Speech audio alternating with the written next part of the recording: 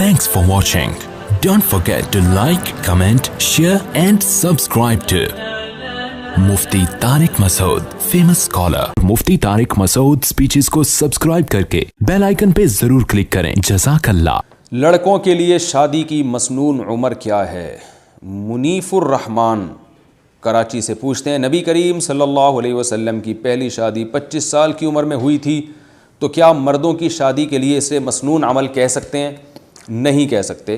नबी सल्लल्लाहु अलैहि वसल्लम ने जो 25 साल की उम्र में शादी की है, तो ये वो वक्त था जब आपको नबूवत नहीं मिली थी.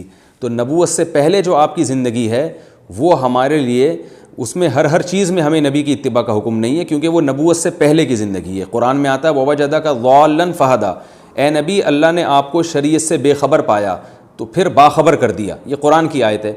तो नबूवत से पहले नबी सल्लल्लाहु अलैहि वसल्लम शरीयत के तफसीली अहकाम से बेखबर थे. नबूवत के बाद अल्लाह ने आपको ख़बर दी है. तो नबूवत से पहले जो आपने 25 साल में शादी की है, तो ये हमारे लिए काबिल इत्तिबा नहीं है. बल्कि नबूवत के बाद जो आपने हमें हुक्म दिया, वो हुक्म दिया जल्दी शादी का, बालिग होते ही शादी का हुक्म दिया, तो वो अमल मसनून है जो नबूवत के बाद है.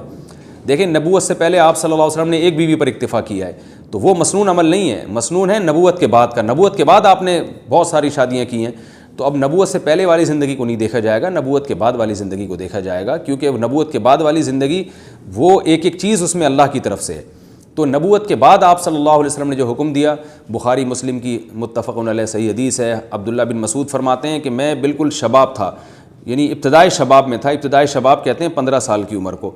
तो इब्तदाई शबाब में था, मुझे रसूलुल्लाह सल्लल्लाहु अलैहि वसल्लम ने देख के फरमाया, या माशर शबाब मन इस्तता मिनकुमुल बाअत फलियतज़व्वज, ए नौजवानों, तुम में जो निकाह की इस्तिताअत रखता है वो निकाह कर ले, क्योंकि इससे निगाहें झुकती हैं और शर्मगाह महफूज हो जाती है हराम चीज़ों से. तो निकाह की मसनून उम्र 15 साल है. अलबत्ता ये ज़रूर है कि शादी चूँकि अपने ख़र्चे पे होती है, बाप के ज़िम्मे लाजिम नहीं है कि वो आपकी शादी पे ख़र्चा करे. तो 15 साल में निकाह जब मसनून होगा, जब आपको कोई रिश्ता मुयस्सर भी आए. और ज़ाहिर है लड़की वाले इस उम्र में आपको देंगे नहीं. वजह उसकी है कि आप वो देखेंगे आप कमाते क्या हैं. या तो आपके अब्बा आपकी ज़िम्मेदारी ले रहे हैं, फिर तो ठीक है.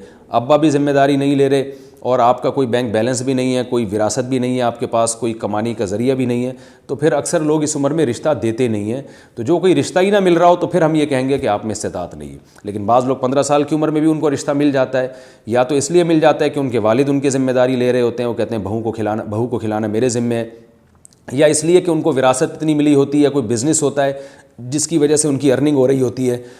फिर ऐसी सूरत में 15 साल ही की उम्र असल उम्र होगी जिसमें निकाह कर देना चाहिए, और ये रसूलुल्लाह सल्लल्लाहु अलैहि वसल्लम की तरगीब है. Thanks for watching.